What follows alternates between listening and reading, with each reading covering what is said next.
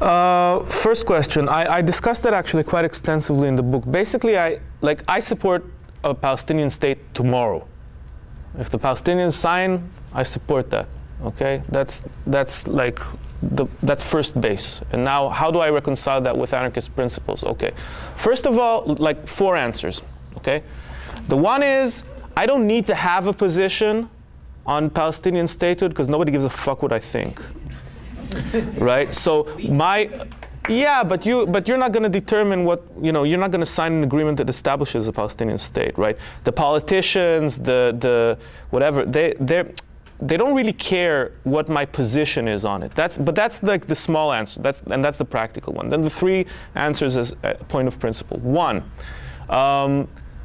there are basic internationalist or anti-imperialist or even humanitarian needs that take precedence over what would otherwise be my unequivocal anti-statism. It does no good to tell the Palestinians, sorry, you're going to have to stay non-citizens of a brutal occupation until we're done dealing with capitalism and the state and so on. So it's a compromise, it's a contradiction, but I can live with a contradiction.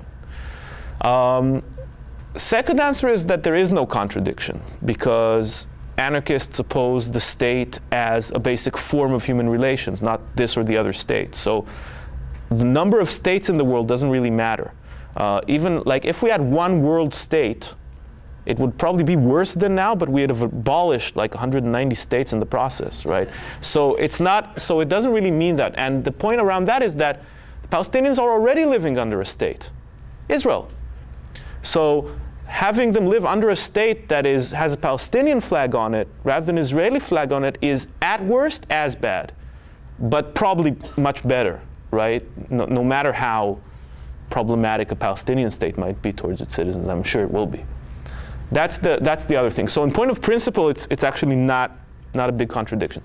And the third thing is that I can support a Palestinian state because I think that's an inevitable part of creating a situation in the Middle East where other forms of struggle can flourish.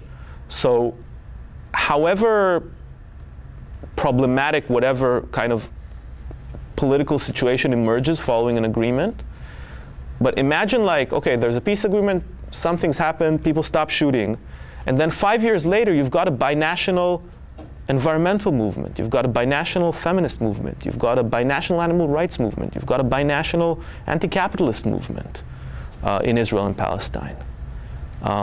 That space is never going to open up until there is like a reduction of hostilities that funnel all political energy and political discussion into and occupy everybody's mental space. So as a strategic step towards wider arrays of struggle, a diplomatic agreement is something that I think is a positive development. I don't talk about a 2-state solution, a 1-state solution, because the only solution is no states, right?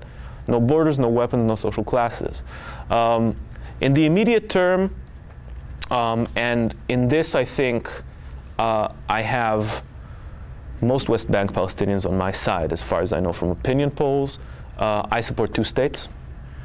Because I think that can come about much faster.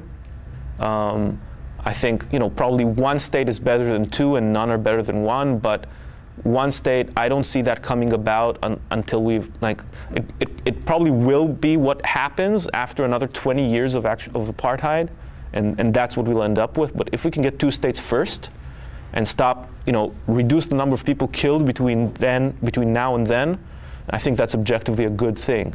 Ultimately, for me, the question of 2 or 1 states is only how good they are as stepping stones towards no states. And my beef with one-statists is that they don't see a binational, democratic, and sure, socialist, why not, state in Palestine as a step towards no borders, no weapons, no classes. They see it as the final resting point. So, okay, so we'll have great, we have a Jewish and Palestinian capitalist class and a Jewish and Palestinian police.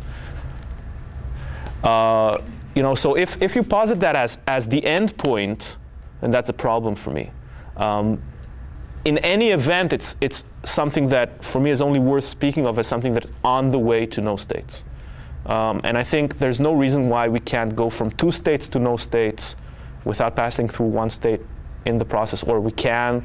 But I think that like 2 states are achievable soon if Palestinians are prepared to sign a final status agreement that deals with Jerusalem and refugees and settlements. Like, if all these things have been satisfied and Palestinians are willing to sign on to that, I'm not the one who's going to say that's not radical enough for me. Definitely not me. I don't think Western activists either. The Israeli local working class has been decimated by neoliberalism. It has zero antagonistic organizing capacity, and most of it is like so right-wing that you wouldn't believe. So I'm not going to hang my hat on on the masses and expect them to follow my lead, for the reason that I don't work like that. Okay, I work where I can see an immediate effect in terms of relationships being created. I'm not building up to a world revolution. Well, I don't think. Smash the state and destroy capitalism without a revolution. That is the long-term goal. Well, it is the long-term goal. I think ultimately, what's going to happen is that we're going to need to reorient our efforts with a long-term view that has as its central perspective revolutionizing the process of industrial collapse. I think that the next century will see the decay and fragmentation of industrial society, and that it is our role as revolutionaries to see to it that in those areas where we can make it happen, people will pick up the pieces in a way that creates more rather than less freedom and equality. I don't think the new society will be built in the shell of the old. I think it will be built amid its decaying ruins. I think that what's most likely to happen in the Middle East is that we're all going to kill each other. And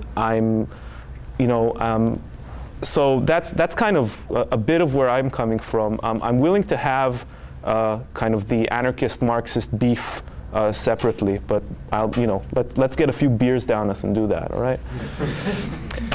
Thank you, sisters and brothers, for your kind attention and for a generous donation.